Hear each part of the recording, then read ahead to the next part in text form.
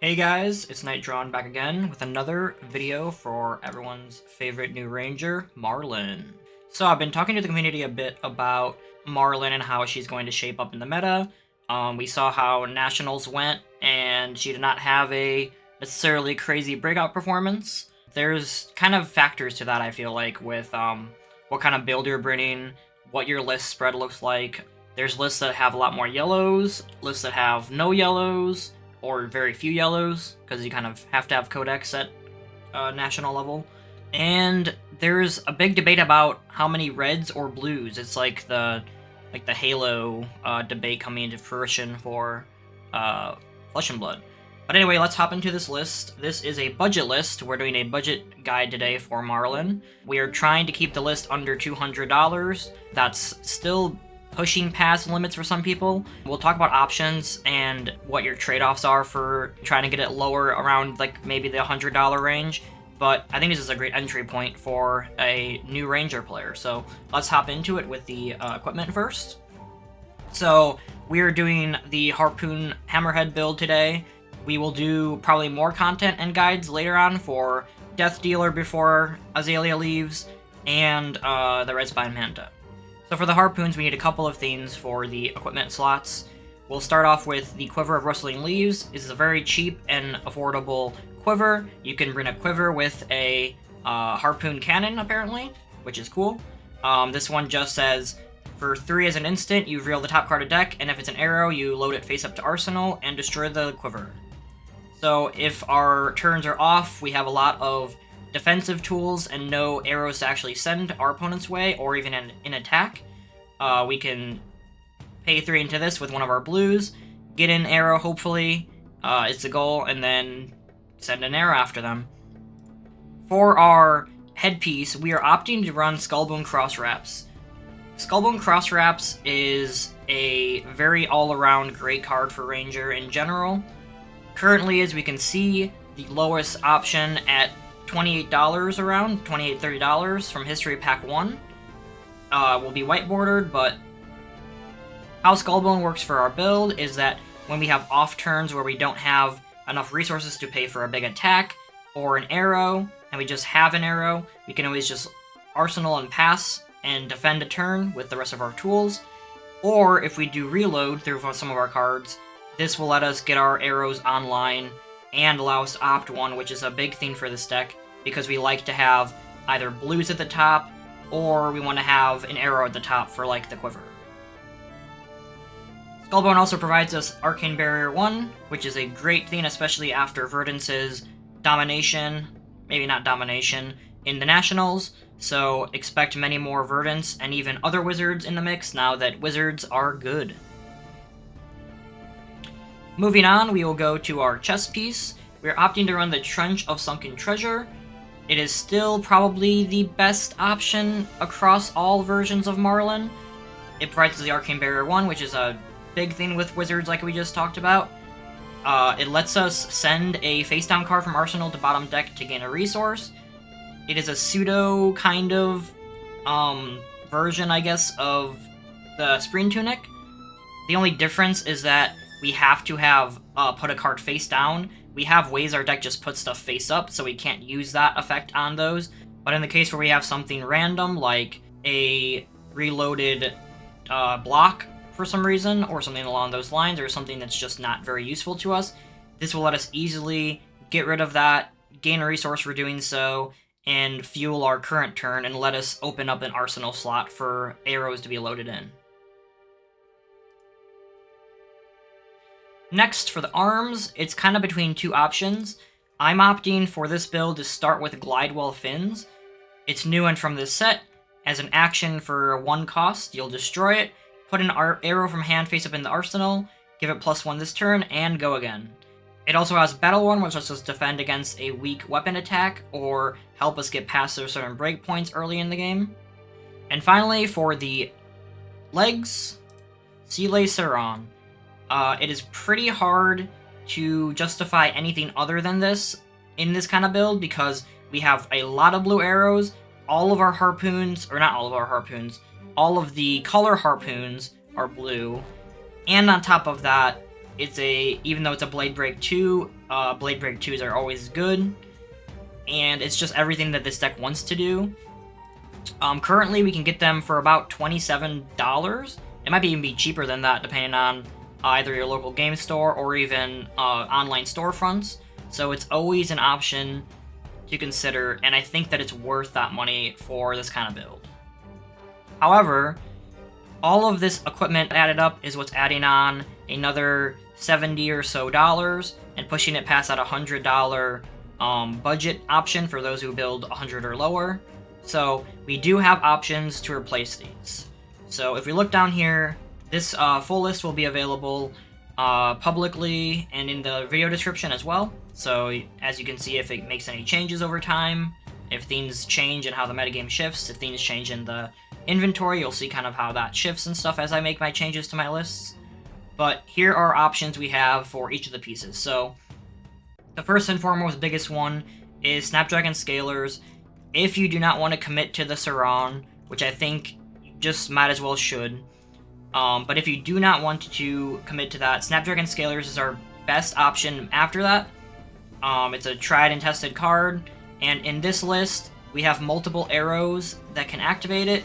The Harpoons cannot, but Infecting Shot, Drill Shot, Bolton Shot if you're not buffing it, and even Remorseless can all get benefits from the Snapdragon Scalers.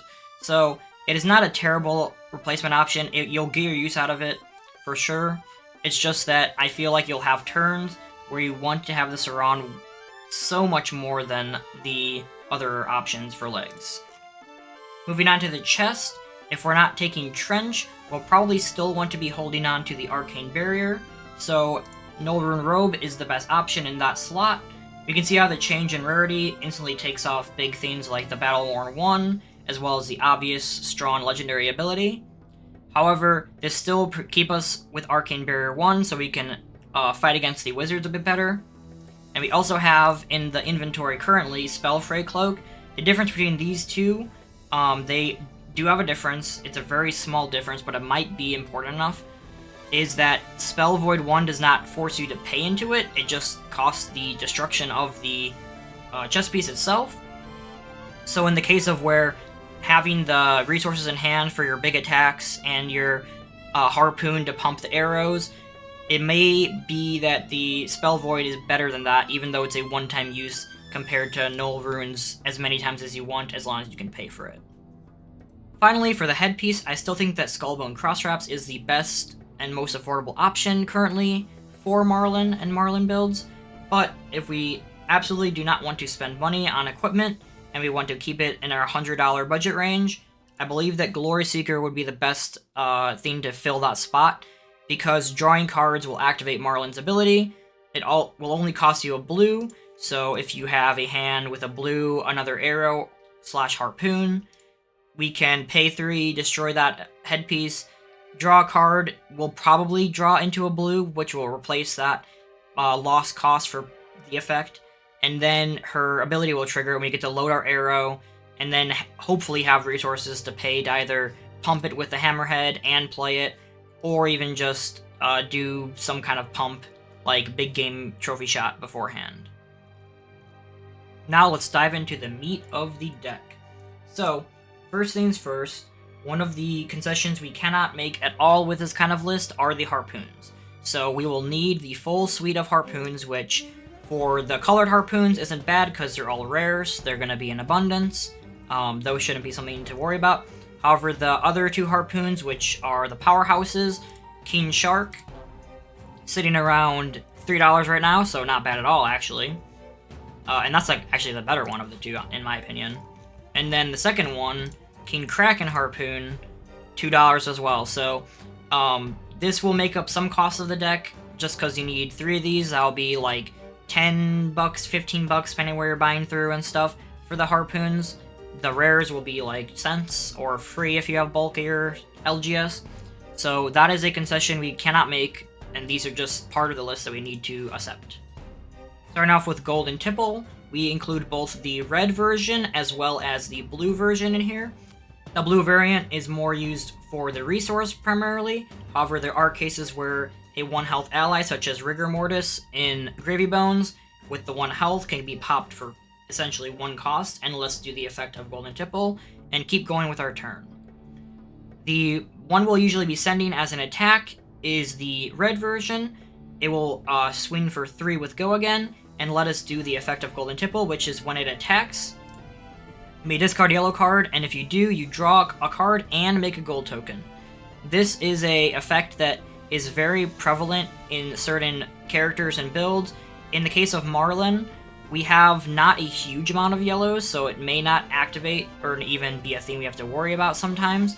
But in the case of we do, it's a powerhouse of an effect because the draw activates Marlynn's ability, and the gold fuels her other ability, which is what makes another yellow.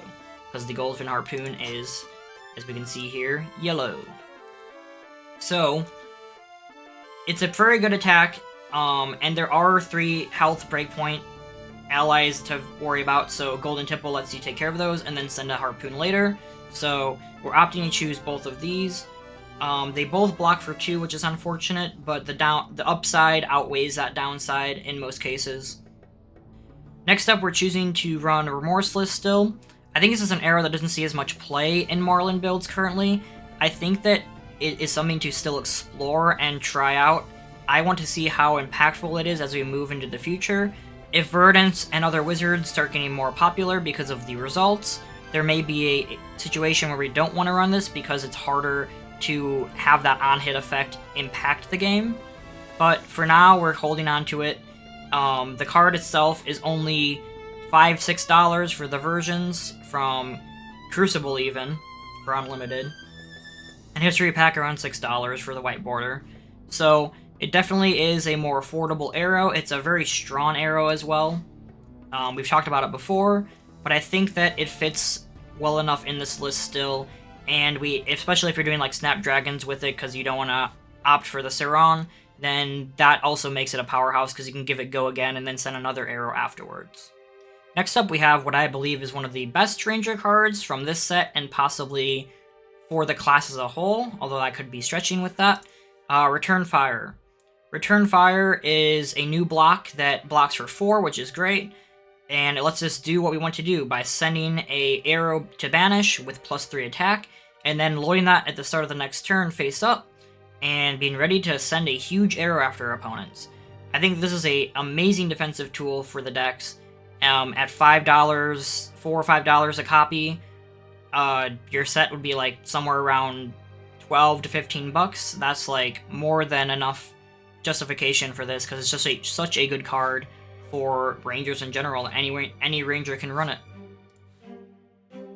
Next up we have Seek and Destroy. This is one of our arrow buffs in the list. It is a 0 cost buff for 3, and then on hit, at their next end phase, they'll discard all cards in their hand and destroy their arsenal, so they don't get to keep anything they're holding on to. It's all or nothing, essentially, if it hits. And a +3 buff for free, which with Go Again is great. Next up we have Take Aim, another buff card for Ranger. This one is a Ranger attack for +3. Essentially all of the arrows fulfill that requirement. If we don't have an arrow in our arsenal, we get to reload and get one prepped for it, and Go Again. So everything we want to see with our buff cards. One of our defense reactions we're running is Take Cover. It's a free defense reaction for 4, which is what we want to see, with reload as well, so we get to load more arrows to send after our opponents. And finally, our last and biggest buff card of the list, Big Game Trophy Shot. This one is very big for us because it does a lot of the core things that our deck wants to do for the Harpoons, which is it's giving our next arrow attack +4. This does cost us 2, but it also has the secondary part where it says if it has Harpoon in its name, it gets on hit, create a gold token. So we are going to, the goal is to, in the ideal world, I guess, is have this, 2 blues, and an arrow, or a Harpoon arrow, or have a Harpoon loaded and 3 blues. Then we pitch a blue, pay 2 into this, buffing our next arrow for +4. Then we do also, which is a big thing I didn't mention about this, is that we get to draw and discard a card. So this will let us trigger Marlynn's ability. So if we have an arrow, or we somehow, for some reason, don't have an arrow, we can actually draw into an arrow, or if we already have the arrow, just draw into anything, maybe more resource, discard a card, and that will trigger her ability to load the arrow, so we can get the Harpoon loaded from this card alone, and if it's a Harpoon, then we'll get the on-hit to make a gold as well. So all of this combined makes this just a very powerhouse staple of a card for this kind of build. Currently these are sitting at $1, which is quite crazy for a card that's like this important and integral to the list. But that's just to go to show you how National Season can change and make prices way better. This is like a great time to pick up these core pieces to Marlynn's build.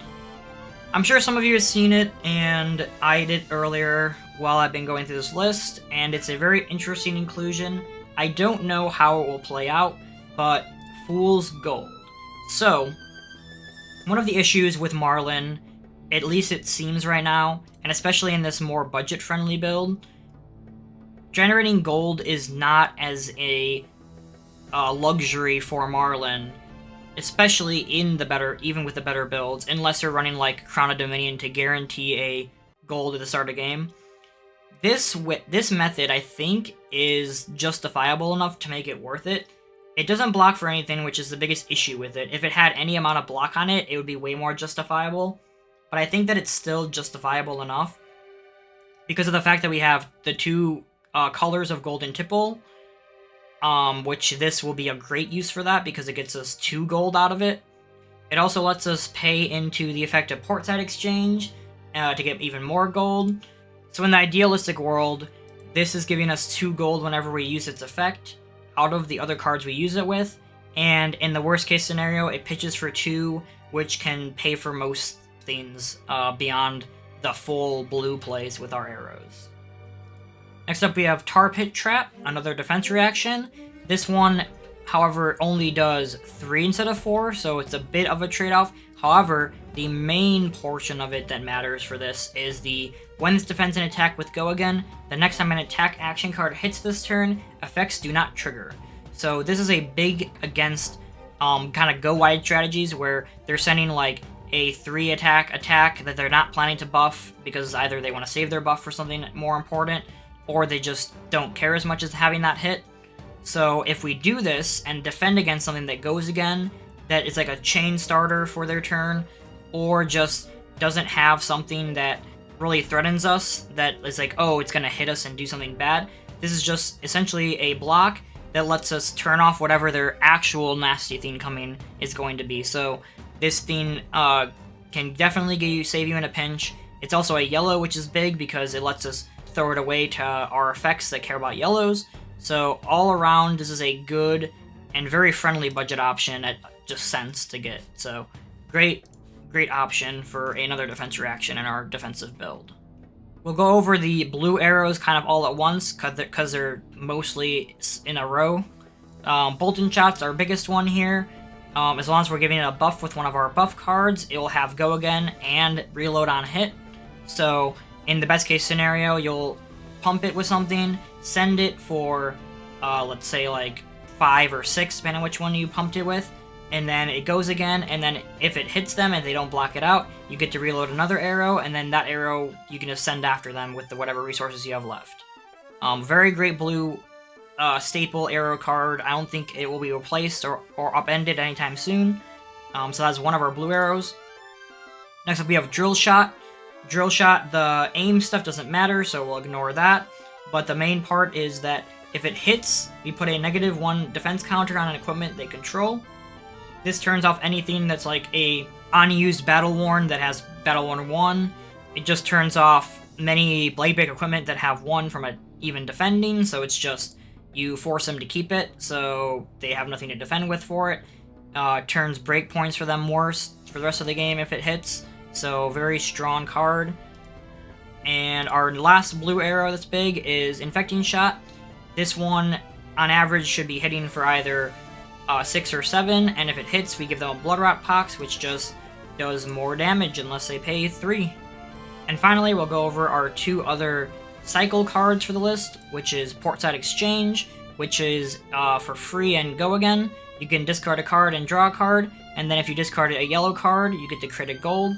So this will activate with our Fool's Gold, or just our Tar Pit Trap if we don't have a use for it, to give us a gold generation, a draw, an activation on Marlynn's ability, all for free and with Go Again. So we have no downside to that besides the fact that we may have to at some points discard a card that we either don't want to have to discard or wanted to have for a reason, either an arrow attack or some other defense reaction type thing. And finally, Sift. Sift is an interesting one that's been messed around with a bit in some builds. I am still a believer in it. It essentially says you put a bad card, or even two if you have like 2 defense reactions, to bottom deck, draw that many cards. It goes again, it also defends for 3, and it will activate Marlynn's ability. So in our turns where we don't have all the pieces together, we're missing like one integral piece, either such as like an actual arrow to send after them, or resources to pay into it, we can bottom deck like reds, we can bottom deck defense reactions that don't impact or pay for our stuff, and then we can draw into our actual resources we need and get things going online. So I think it's a great option. It's also just resource to pay into stuff for pitching, so I think it's a great inclusion in this list, especially being that it's a very good budget option at 5 cents. Moving on, we'll cover the inventory. We're using a mixture of things here, but we'll go over the equipments first. So firstly, another option for, instead of the Glidewell fins, is Bullseye Bracers. It does essentially the same effect as Glidewell fins, except the difference here is that instead of paying a resource to activate it, we have to just have no cards in Arsenal. So in most cases, it'll be the same exact situation as Glidewell fins, where you just won't have an Arsenal anyway, so that's why you want to do the effect. In this case, it also provides us Arcane Barrier 1, which is great. That's another thing that's big about this, and I think it's an important reason to include it here, or in some cases just run this instead of the Glidewell fins. I think that the main reason why you'd want to be holding this in the inventory and not already equipped on your character every time is that the Glidewell fins provides you with Battle Worn 1, which does have its very good uses. Defends against free weapon attacks, or cheap weapon attacks. It helps you get past breakpoints that could be scary. So I think that that's where the justification comes from this, and paying the resource as well. But in the cases where you're more resource intensive and you need to have the resources, I think Bullseye just does the same thing well enough and provides you the Arcane Barrier for those wizard matchups. So I think having both of them in your inventory and access to it is good. It's just a matter of like what you have or what your preference is on it. The other quiver we'll include is Enchanted Quiver. This is another one that helps us against wizards and arcane damage. Especially if we have a face-up arrow, we get to prevent 2 damage, so this essentially turns off most surge effects and most things we're scared about coming from wizards. We talked about the Spellfray Cloak and how that difference between the two is. I think that you could honestly run either Null Rune or Spellfray Cloak and be fine. There might be a justification to where you don't want to have to like dump a resource, but if you're running multiple Arcane Barriers already, if you're opting to keep these higher cost equipments on, or even you just run Bullseye Bracer, if you're paying to Arcane Barrier, you're probably paying to prevent as much as possible. So unless you're like pitching just a red, then you're pitching a blue and have 3 instances of Arcane Barrier. And in that case, I think that the Null Rune beats it out easily, but it's still, you can still swap it and try out both, and I think that both are justifiable in different ways. Next up, we'll cover more defensive tools. So starting with Calming Breeze, this is essentially half of Shelter of the Storm. Obviously, Shelter of the Storm is a very expensive card, and is a lot better than this, although this instant part of it is the most important part of it usually, especially when you're playing against builds that either flick knives at you or do the arcane damage. Especially if they're doing it in multiple instances, the 3 times of preventing that damage is much more prevalent than just a single big block or 4 D-React. However, obviously, this is nowhere close to what Shelter provides, but this is also 17 cents, let's just say 10 cents, whereas Shelter within the Storm is anywhere from 90 to 100. So you can tell easily how that difference is and what the trade-offs are. but I think this is still justifiable in those matchups. Taking these in instead of take cover is probably more prevalent in those arcane matchups where they're not really sending many attacks, if even any, so this wouldn't really have a usage anyway, so that's just like a kind of free trade. On top of that, if we are playing against heroes that do either massive attacks or multiple instances of big damage, Sink Below becomes more prevalent. We can add this in and trade out things like maybe we cut down on some buffs, maybe cut down on arrows.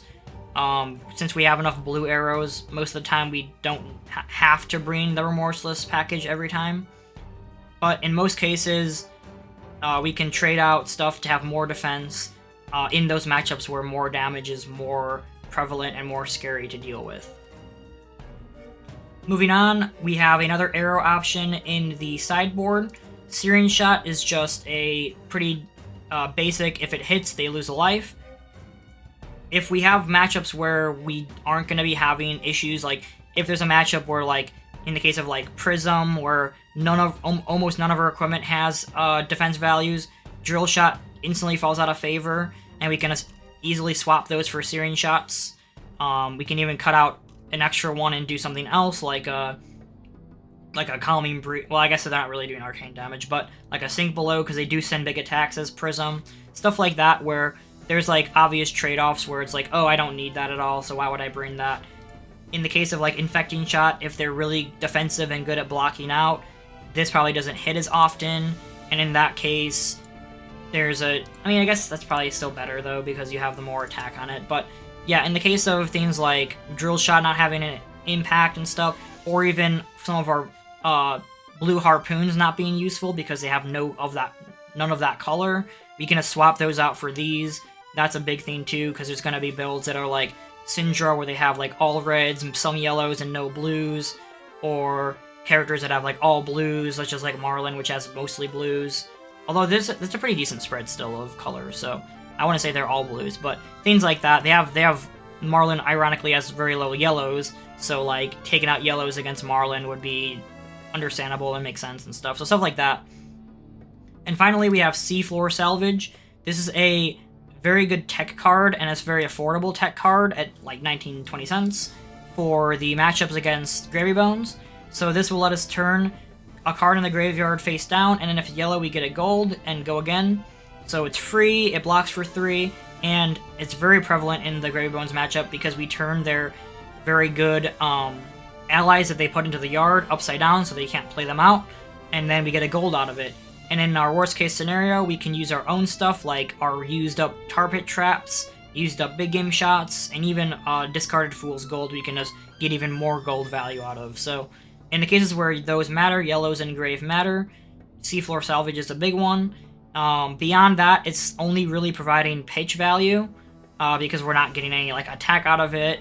So beyond just doing that, then that's why we're including it in the sideboard instead of like a main deck card. But that is the list. Let me know what you guys think. If there's other options and stuff, or you have other ideas, feel free to drop them in the comments. We will be coming out with another guide for the Death Dealer build soon, as well as the Red Spine Manta, and exploring how those can be played at a budget. So I thank you guys for watching the video. Like, comment, and subscribe for more, and I'll see you in the high seas.